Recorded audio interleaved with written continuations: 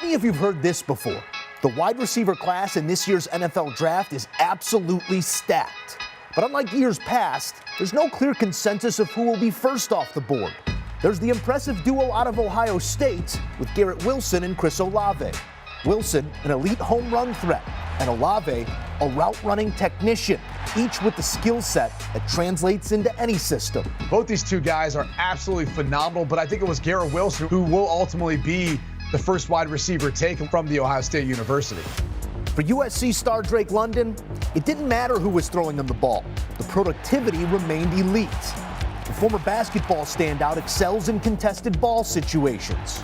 The throw, looking for London, caught one-handed. Wow, Drake London with a one-handed snare. It's a touchdown. Treylon Burks improved every year at Arkansas and possesses the size, speed, and playmaking ability that all teams covet at the next level. Caught at midfield. Treylon inside the Bama 40. He's got a chance to the 20, to the 10. Touchdown, Arkansas! Treylon Burks just ran away from him. Then there's the case of Jameson Williams, who would have likely been the top wide receiver selected if not for his torn ACL suffered in the national title game. Williams, who was eyeing sub 4.3 range, is expected to make a full recovery and could be a bargain later in round one. Jameson Williams behind the defense. He's got it. Touchdown, Alabama! What a throw. What a catch. So where will these talented pass catchers land? We're going to find out starting April 28th in Sin City. It is mock draft season. It is Ryan Wilson season. Welcome to CBS Sports NFL draft analyst Ryan Wilson, also a member of the Pick Six podcast. Download and subscribe today. Here to break down his latest top 10. He's got one skill position player selected in the first 10 picks. USC receiver Drake London going to the Jets as the first receiver off the board. Ryan, why London over Ohio State's Garrett Wilson? Yeah, we heard Joe Musso just talk about it in that segment. This wide receiver class is packed together, and you could pick one out of a hat and pretty much hit a home run.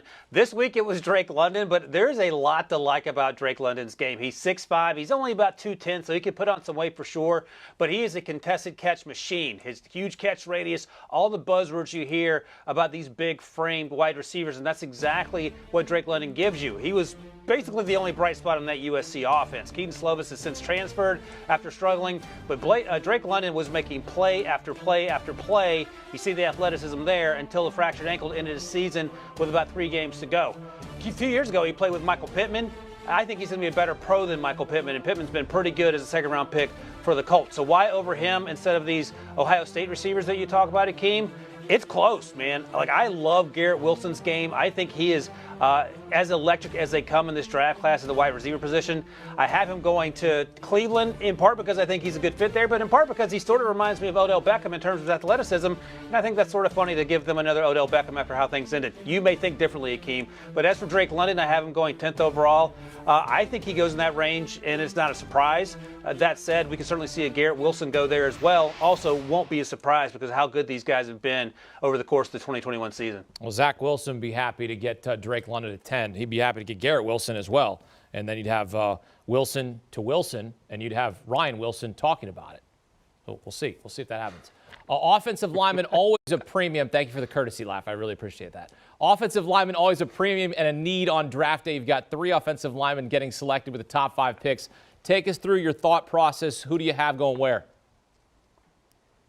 So here's the question. The Jaguars have the first overall pick again in back-to-back years. Last year they got Trevor Lawrence, of course. This year they could take the best player in the draft, which is probably either Aiden Hutchinson or Kayvon Thibodeau, depending on who you're talking to. Or instead they could fill a huge need, and I have them filling a huge need with Ike Ekwonu, the left tackle at ANC State. Is he the best player in this draft class? No, but he's close. And if he's close enough that he can help your offense right away, get him out there. You don't need another edge rusher. They've drafted 2 in the first round the last 3 years, and they've been a terrible football team. Get Ekwonu, who I've been sort of nicknaming Dr. Pancake because I think the way he drives these edge rushers into the ground, I think that would certainly translate very well to the next level. Evan Neal, we just saw there, he was been the front runner for the longest time as the left tackle and perhaps the first offensive lineman off the board. He's had a good season, but not a great season, and I've talked to NFL teams that have felt that way about him, so I think there's a chance he slips a little bit, and I have him going to Houston at number 3. Obviously a need there if Davis Mills is going to be your guy, and then finally Charles Cross, who had a fantastic season out of Mississippi State, goes one pick later to the Jets. So the Jets get help along the offensive line and get Drake London. And by the way, this is how you build around a rookie quarterback, or now second-year quarterback in Zach Wilson. You have Mekhi Becton you drafted in the first round. You have Elijah Vera Tucker who you drafted in the first round. You come back for the third time and get another offensive lineman to protect Zach Wilson and that big play threat in Drake London. I like the nickname, Dr. Pancake, for Ikem Ekwonu. Let's get that trending here. That's a great nickname. That would be great if we could look up one day in his Wikipedia page, Dr. Pancake, nicknamed by Ryan Wilson. I'd like that. Shout out there for you. Both New York teams have 2 top 10 picks. Jets at 4 and 10, as you mentioned, while the Giants are at 5 and 7. Who do you have new Giants GM Joe Schoen taking with their first 2 picks? Well, I mean, it's a recurring theme among the top 10 picks with franchise quarterbacks. You need to address the offensive line. That's no different for the Giants. But instead, because all these offensive linemen have gone off the board, I've been getting a lot better on defense. Our guy, producer Rob Arciero, says don't change this mock draft no matter what as a Giants fan. So Kayvon Thibodeau at number 5, and then 2 picks later, Sauce Gardner, who's the first cornerback off the board ahead of Derek Stingley at number 7. A really good defense, got a lot better. And I think you can't pass on either of these guys if the offensive linemen aren't there that you want. And it makes a ton of sense because Thibodeau has a chance to be special, and he could go first overall. So if he's sitting there at 5, you have to go up there and grab him. And then Sauce Gardner, who played better than Derek Stingley this year because he was on the field. Stingley only played 3 games, but he improved a ton from 2020 to 2021. I wanted him to get a little bigger and a little stronger. He did those things. He was a shutdown type corner as much as you can be in today's football, as we've seen, and he did a lot of things really well. Great season for him at Cincinnati, and I think it's going to end up with him being a top 10 selection by the time it's all said and done. Yeah, no passing touchdowns allowed on over 1,000 career coverage snaps, which is pretty incredible. You know, I'm curious because you spoke with Kayvon Thibodeau on set in L.A. ahead of the Super Bowl.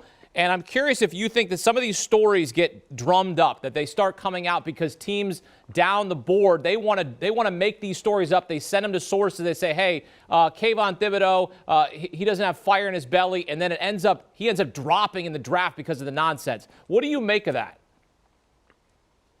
It's funny you say that, Akeem, because Chris Hassel, our guy in the Fort Lauderdale office, asked him that exact same question. He gave a great answer. What felt like an answer you'd expect someone to give, that he, come watch me play on the field. You can see how I practice, see how hard I work. I actually reached out to a couple scouts, and here's what I was told. It's not an issue of whether he's going to play hard, because he will play hard all the time. The issue is, will he take tough coaching? And, when you're one of the best players on the field every single time you step on the field, perhaps you're used to being coached differently. I get that. But also, this is the response I got back from that very same scout. He said, look, maybe we're overthinking this thing. Maybe Kayvon Thibodeau is a legit top 1, 2, or 3 guy, and we're just talking ourselves into a bunch of stuff because we have time to kill. If the draft were January 15th, Akeem, Kayvon Thibodeau would probably be the first or second player taken. But as you point out, we have 6-8 weeks to kill, and you can talk yourselves into anything in that length of time. And I think part of the process is sorting through the nonsense, and this feels like it's probably more nonsense than not. And if you get him at number 5, like we just discussed, that feels like robbing. He played for Mario Cristobal. That's a tough coach in college.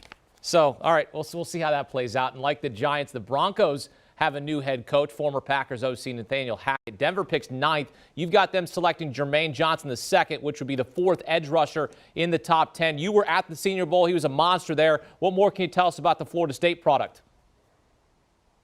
So coming into the Senior Bowl during the season, I thought he was a second-round guy. I thought he had a really good season. Transferred from Georgia, where understandably it's hard to get snaps in that defense, and he transformed his game. He had 11.5 sacks, I believe, in 2021, and he was a difference maker in that defense. Again, second-round pick, no shame in that. He gets to the Senior Bowl, and he's just blowing guys up in one-on-one drills and team drills. He didn't play in the game on Saturday, which typically happens when you destroy practices. There's no reason to go out there and risk injury. But, as we like to say, he made himself a lot of money with that performance. He reminded me a lot in what Montez Sweat did a few years ago and showing up at the Senior Bowl and dominating that performance. The issue with Montez Sweat is that he had a heart issue that was realized late in the draft process, and he still went in the bottom of the first round. He had a chance to be a top 15 guy. Same thing with Jermaine Johnson based on the way he played this season and based on what NFL teams got to see up close and personal in Mobile last month. All right, time now for your Geico 15-second statement, a bold statement on the top 10.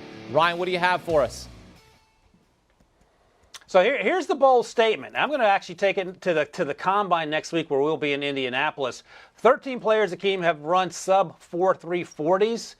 I think we're going to see another one this week. The question is going to become, who is it? Is it going to be Dax Hill, the defensive back out of Michigan? Is it going to be Tariq Woolen, B-Max guy out of UTSA, the cornerback there? Is it going to be Derek Stingley, who we haven't seen since September? Can he run in the sub 4.3 range? I think it's going to happen, and I think, of course, it'll be something we talk about, and I think it's going to improve vastly that person's draft stock once it happens. All right, there you go. A sub 4.3 40. I like it. That's fast. NFL Combine again begins next week in Indy. Ryan Wilson will be there. And for his entire first-round mock draft, head to CBSSports.com. Ryan, thanks.